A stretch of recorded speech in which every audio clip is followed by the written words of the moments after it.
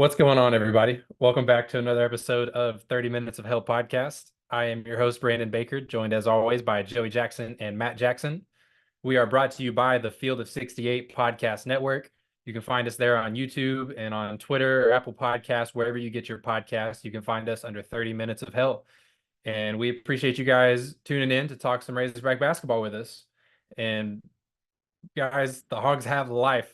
Some They won good the game. Razorback basketball, baby. Arkansas got their first win of the season, or the first SEC win of the season in their last outing against Texas A&M. Big game. We're very excited to get into that. Before we get too deep into it, though, I want to give a big shout out to Jordan Walsh for making his NBA debut this week on Wednesday. He got into the game for just a few minutes and grabbed 4 rebounds in just over 3 minutes, which I think statistically makes him the most efficient rebounder in the history of the NBA so far. So, That's my uh, boy. You'll have to see it. but for real, big props to Jordan. We're very excited to see him get some action. That means that all four Razorbacks that entered the draft last year have now officially been in an NBA game. So it was great to see that. Just wanted to give him a big shout out. It's awesome. All right, so let's get into this. Arkansas beat Texas A&M 78-77 in dramatic fashion. It took a last-second buzzer beater from Tremont Mark to seal the victory after Arkansas gave up a 20-point lead earlier in the first half.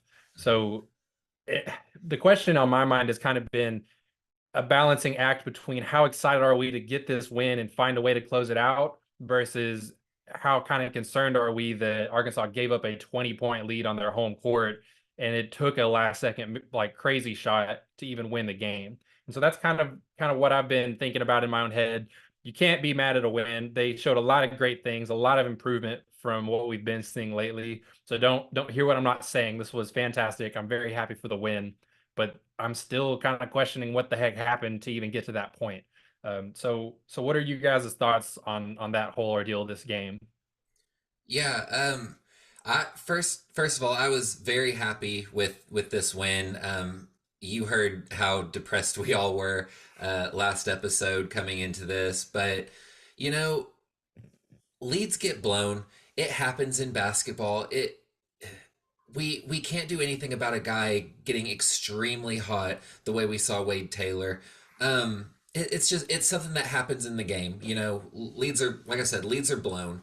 A&M's a great team. They're going to be a tournament team. They'll probably go fairly far in the tournament.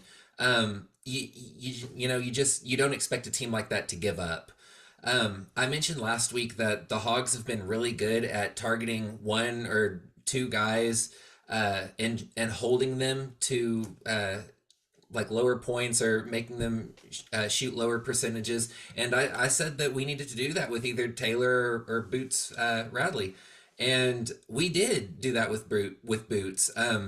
We held him to what, 3 of 15 shooting. I may be wrong about that, but we did good holding him against a guy who dropped 28 against a very good Kentucky team. So there's pros and cons with every loss. It's not great that we dropped a 20-point lead, but it happens. You know, I'm happy that we were able to pull out a win out of it. I didn't expect us to be up 20 ever in this game. So I think that's a win in itself. But overall, I'm happy with the win. I'm excited that we may have gotten a little bit of confidence. We looked smooth on offense.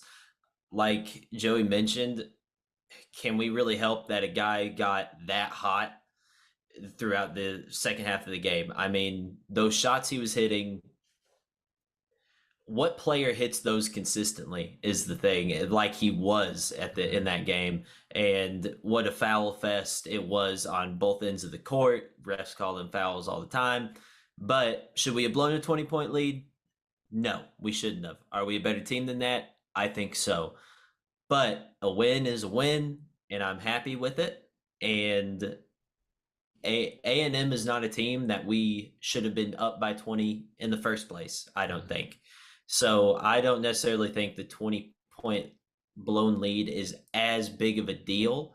I think only winning by the skin of our teeth is a little bit more of a deal, but blowing all 20 of those points, I don't think is as it doesn't affect us as much as I feel like some people think. I think it's a very good win. I think we ride this win, ride the high, go into play South Carolina, and keeping on. Yeah. Hopefully it did give them some confidence because that is one thing that I've been vocal about. I think that they've been lacking and just confidence on both ends of the court and being deliberate in their movements. And we saw it some of it this game, especially in that first half. Guys were moving where they needed to be offensively. We actually saw some pretty good defensive ball pressure, like beyond the perimeter. Hmm. Guys like Devo and Mark were really putting pressure on their ball handlers. And that's not something we've seen a whole ton of because we've been getting beat so consistently that it's hard to pressure them so much when you're just trying not to get beat. And so that was really good to see. I liked to see the confidence kind of come back on both sides of the ball. And Muss has been talking about that in his post-game press conference after this game and his preview for this game, talking about getting their swagger back. He said that they had signs all up over the locker room and everything that said, "Get your swagger back." And he talked about when they played Duke, they had swagger, and when they played Purdue, they had swagger. So and to me, that's exactly what I've been saying. They had the confidence. They were feeling themselves. They were confident that they could do it. They were confident in their movements, and things just flow better. You're not a step slow. You're not a step late. You're in rhythm on your shots. All of those things are affected by confidence, or as Muss has been saying, their swagger. So Hmm. it's great to see all that. Get a swagger. Holy hell, Tremont Mark, what a game he put up. Yeah. Not only the very calm and collected game winner with 7 seconds left, drove the full length of the court, bodied up into a defender, pulled back and hit a beautiful floater to give the Hogs the win. But beyond even that, put up 35 points, 5 rebounds, 3 blocks, two of which were on jump shots from Wade Taylor when he was in the midst of that hot streak in the second half. So that was awesome to see. Shot over 53% from the field, 67% from three, and hit 17 out of 22 from the free throw line. Just a tremendous game from Tremont Mark. And this just kind of, to me, we've been talking about it. It just kind of keeps cementing himself as our leader, especially offensively. And this game, he showed it defensively too. He stepped up, and we saw some flashes of what we expected Tremont Mark to be on the defensive side of the ball Hmm. because we thought he was coming in here to be this lockdown defender. And to this point in the season, really no one has been like that, Yeah. and he showed some really great flashes. And I know Wade Taylor got hot, and like you're saying, there's not a lot you can do about it because he was hitting contested shots. He was coming down full court, full speed, and pulling up for threes and hitting them. And there's only so much you can do when a player's doing that. But great outing from Tremont on both ends of the court. Great leadership, I thought, to stay calm and collected even when the Hogs lost their lead in the closing seconds. So phenomenal from him. And another player that I was very pleasantly surprised with at this point in the season, I was wondering if he was even going to be part of the rotation, much less a starter. But Ellis hopped back into the starting point guard role. And I don't know if you guys, thought about this or realized this, but that was the starting five that we came out with to beat Purdue. It's the same starting five that we came out with against Duke. This is only, I believe it is the fifth time in the regular season, not counting Purdue, fifth time that we rolled out this starting five, and we're now 4-1 whenever we roll this starting five out. Okay. Okay. So maybe this is the winning formula that works. Maybe not what we expected, but maybe this is what it is. Um, but Ellis did great in that point guard role.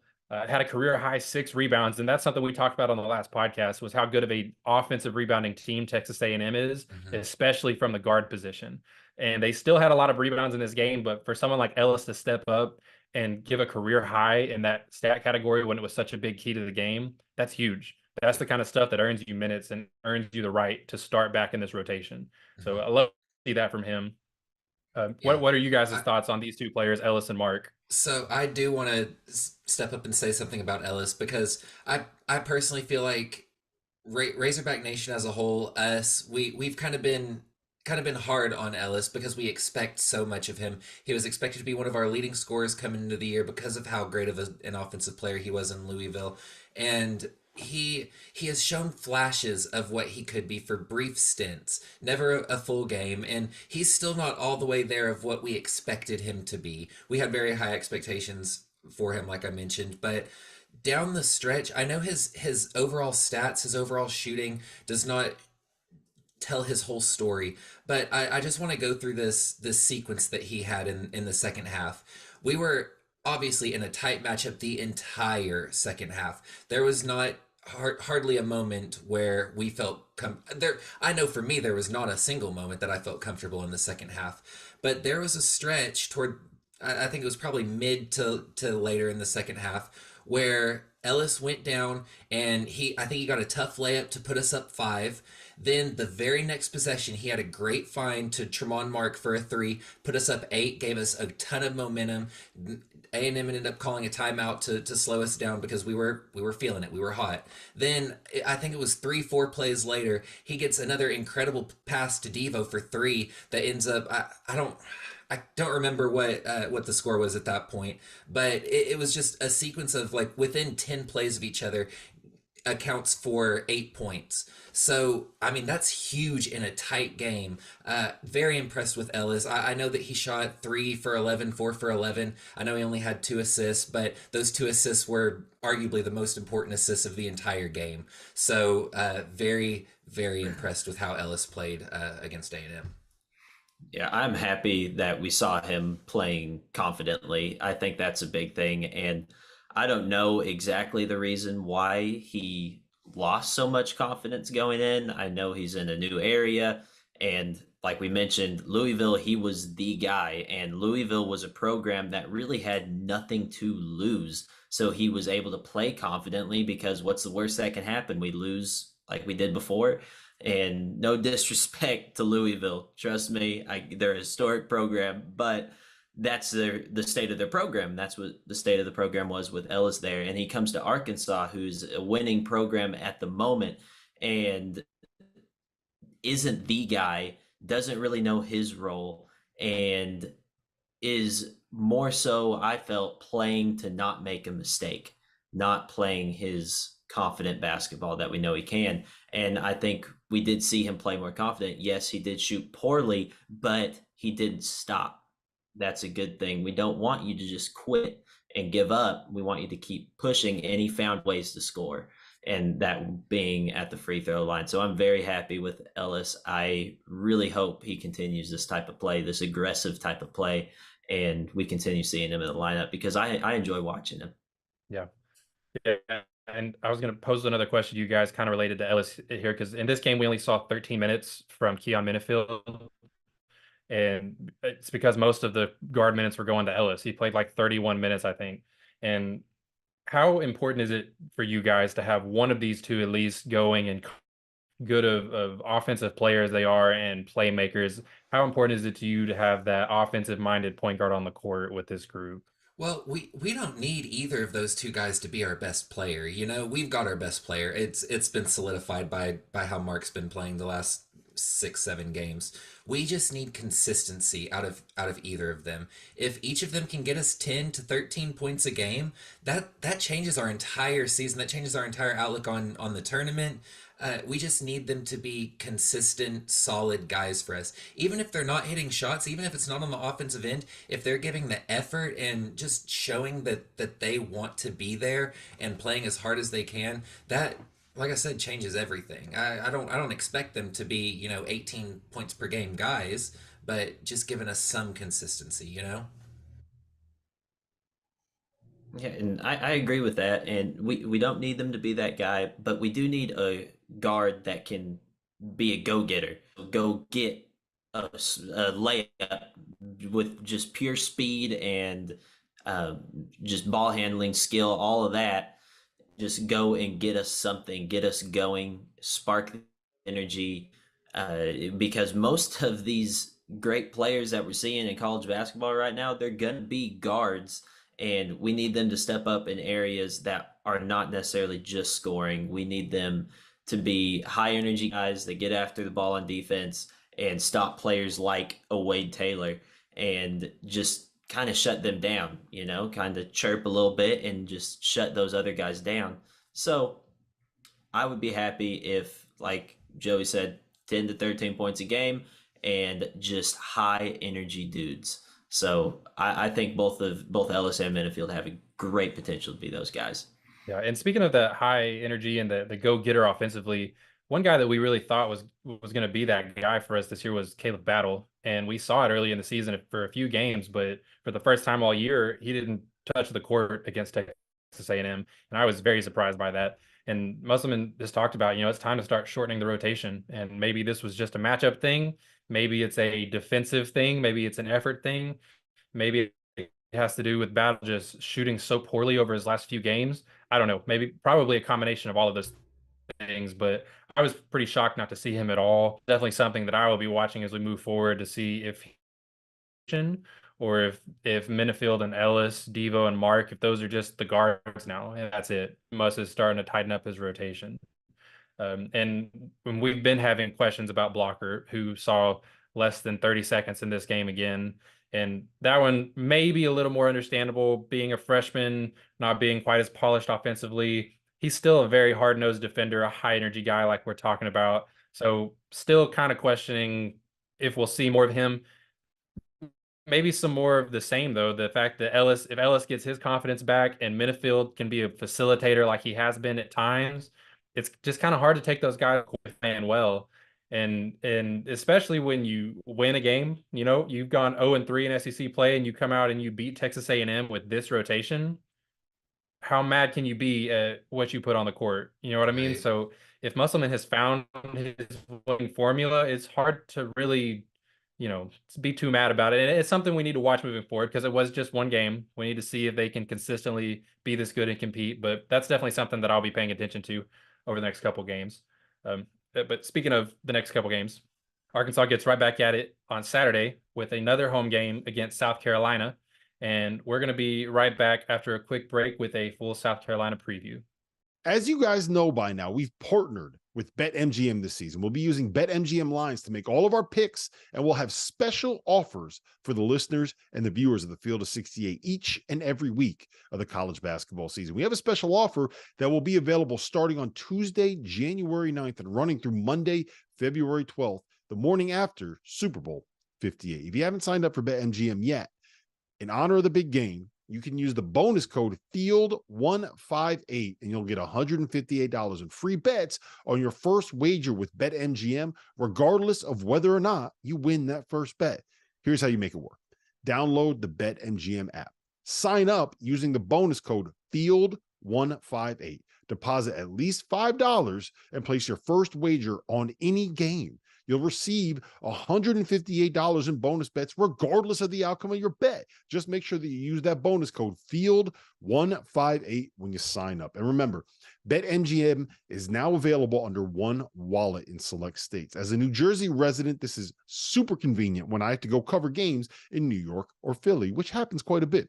When you cross state borders, you just log into your existing account and fire away. You don't have to create separate accounts in each state. It's easy, it's simple, it's clean. And most importantly, we have some fun stuff coming up for the heart of the college basketball season. Bet insurance tokens, college hoops odd boosts, and my favorite, a nice juicy parlay boost. So download the BetMGM app and sign up today. Field 158. All right. Arkansas gets back to it on Saturday. Bud Walton Arena. South Carolina is coming to town. That game tips off at 12 p.m. at noon on the SEC network this Saturday. The Gamecocks are currently 14-3, only 2-2 in the SEC. They're ranked number 69 in the net rankings, number 73 on KenPom with a 72 offensive efficiency and a 76 defensive efficiency. So a very just solid, above average, across the board kind of team, kind of like we were talking about with some of these last teams that we've played. They don't just like jump off the page at any one stat category the way teams like Auburn or even Texas A&M with their offensive rebounding. Just a solid squad that's going to put up a fight. And I thought that this stat was interesting. I wanted to bring it up right off the bat. I think this is something that Arkansas could absolutely take advantage of in this matchup. Musselman talked about in his preview press conference today. He talked about whenever they saw that the rule was changing in college basketball this summer to move away from charge calls, from so many charge calls, that they decided as a staff that they had a decision to make to be more of a shot blocking team rather than a team that takes charges like Jalen Williams, like Kamani Johnson, like these guys in the past, Isaiah Joe, Moses Moody. We've had a ton of these guys that are really good at taking charges. But this year, you've got guys like Chandler Lawson and Mekhi Mitchell and Trevin Brazile and Tremont Mark, and even Jeremiah Davenport has had some pretty good blocks this season. And Musk talked about they were focused this offseason on finding defenders that were better at doing that than they were at taking charges. And so speaking to that point, South Carolina currently ranks number 340 in the country in getting their shot blocked, basically, and block shot percentage. And they're getting about 12.7% of their shots blocked each game. And by comparison, Arkansas is less than half of that, getting only 6.2% of their shots blocked a game. They're one of the best in the country at not getting blocked. But inversely, Arkansas ranks number 4 in the country currently in defensive block percentage, meaning they're blocking over 16% of their opponent's shots per game. And it's due to all these big guys that we're talking about, the Chandler Lawson and Mekhi Mitchell having multiple games where they're getting 4 and 5 blocks per game. So I think the interior defense against this team could be a key factor to pay attention to in this game. I was just kind of amazed at the discrepancy in this one stat at how different they were and how Arkansas really might be able to capitalize on that. But is there anything specific from South Carolina that you guys are seeing, or any of their players that you want to touch on before this matchup?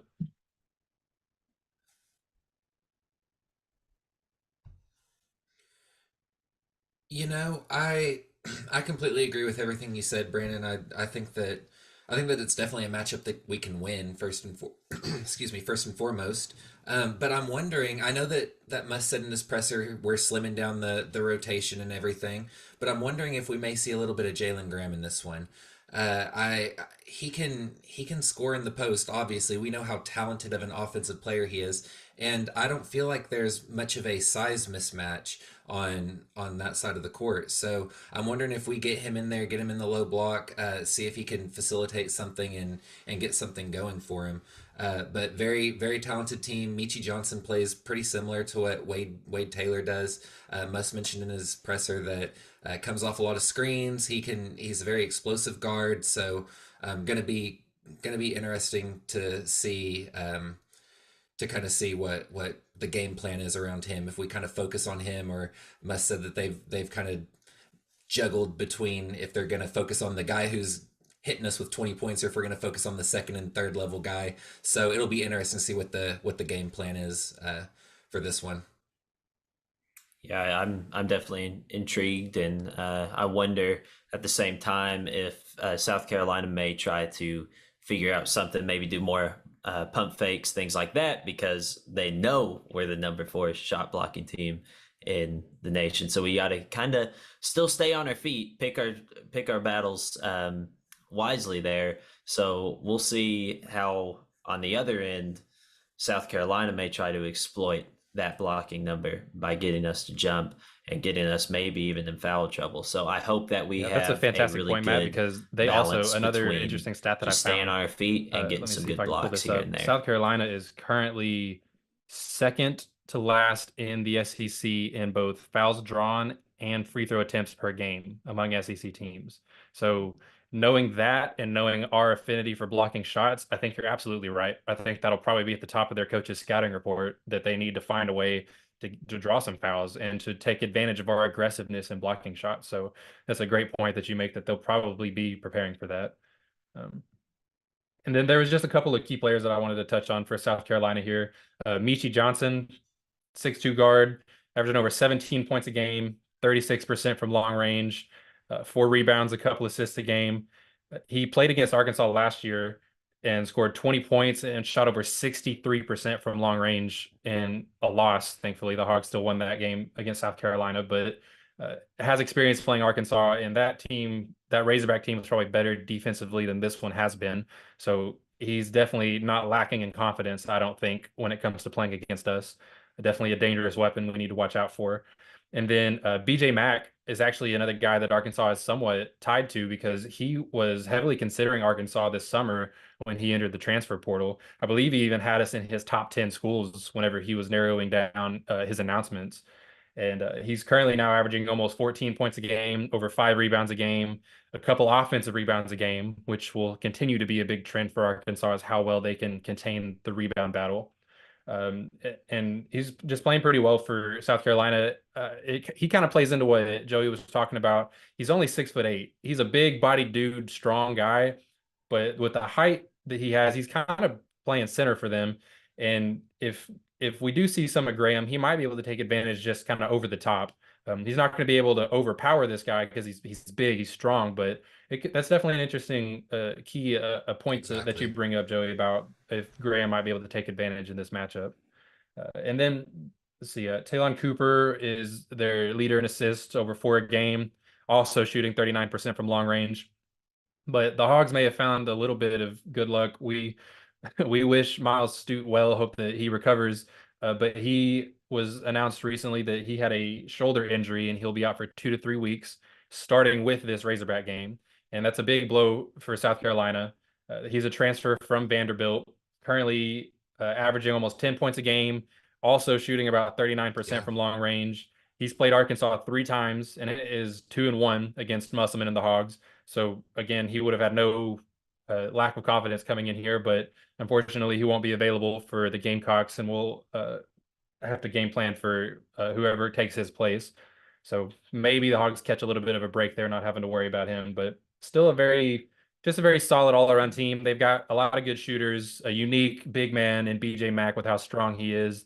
Just another unique matchup, another challenge that we're going to see in SEC play. So I'm excited to get into this one. I'm really hopeful that the Hogs can ride some momentum, like we talked about to open the show, and maybe string together a couple of wins at home here. Do you think Arkansas could win this game? I think Arkansas takes it. I think we're going to be riding off the confidence of a big win against A&M.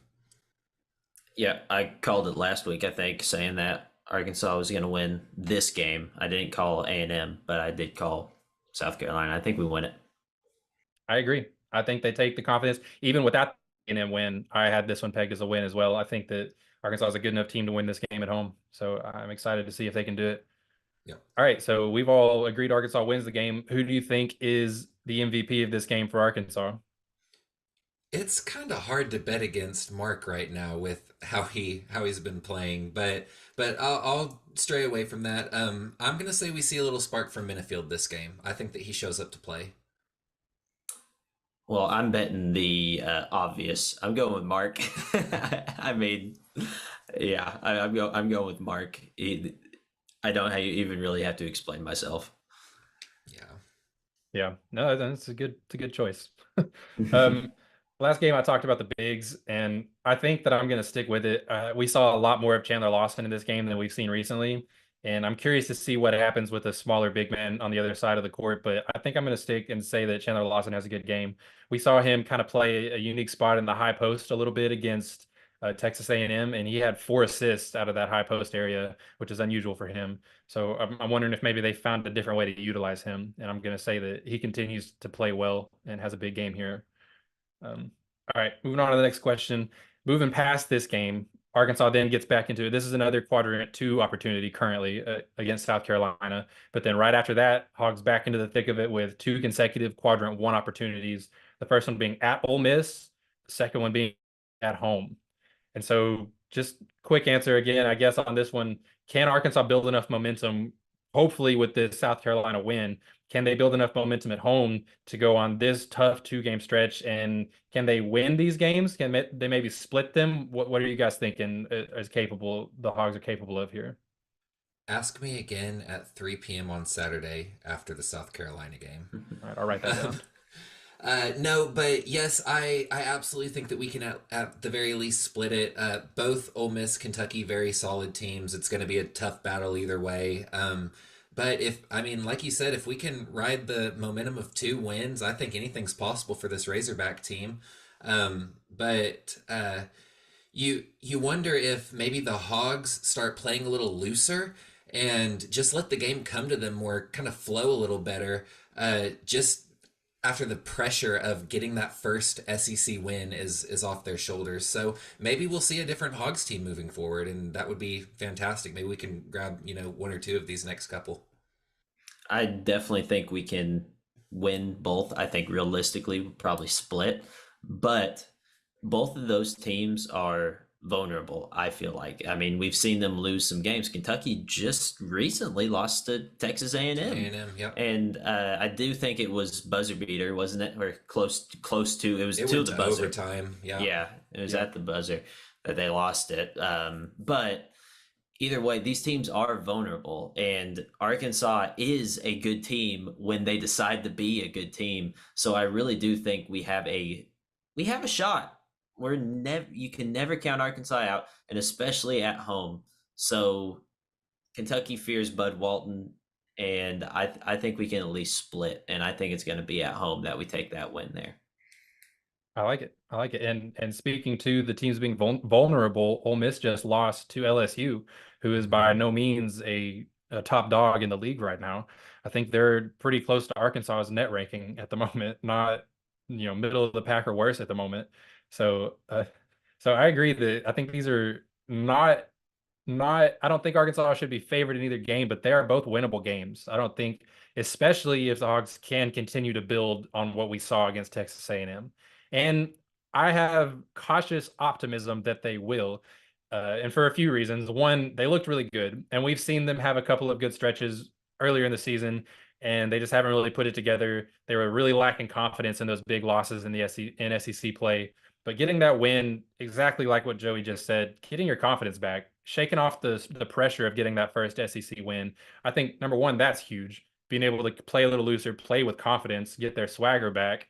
But number two, every time Musselman finds the rotation he likes and starts to shorten the rotation, and we start to see only 7, 8 guys really playing consistent minutes, that's when the runs start happening for these Hogs. And I don't know that this team is going to rattle off 12 out of 13 the way that previous teams have. That's a hard thing to do. But could they figure it out and get better? Could they win some of these games and make it more of a realistic option? I absolutely think they can. And so I think that I agree. I think that they'll probably think they win against South Carolina at home on Saturday, and then it would be great to split the next 2 games, both quad one opportunities, and go 1-1. And in that breath, just wanted to point out real fast, Arkansas still has 7 quadrant one opportunities left, 3 opportunities in quad 2 and quad 3, and that includes South Carolina on Saturday. And so that's 13 of the games left, and then 1 quad 4 opportunity against Vanderbilt. So 14 games left. The Hogs win outside of quad 1. They just need to go 3-4 to get to 20. And the quadrant 1, they need to go 3-4 to get to 20 wins on the season. And again, I'm not saying it's likely, but if they can start to figure it out and get things closer together, they might get closer. They might start pushing that 18, 19 win season and at least make it a conversation as we get later into. I'm hoping that they found that swagger and that they can build on this, but that's all we got for today's episode. Very happy to get the win over Texas A&M. Very excited to see if they can keep moving forward with this, build on this confidence, build on this swagger. But we really appreciate you guys tuning in to talk some Razorback basketball with us. Reminder that we're brought to you by the Field of 68 Podcast Network. You can find us there on YouTube and on Twitter and Apple Podcasts, wherever you get your podcast at, under 30 Minutes of Hell podcast. I have been your host, Brandon Baker, joined as always by Joey Jackson and Matt Jackson. And as always, go Hogs. Thanks,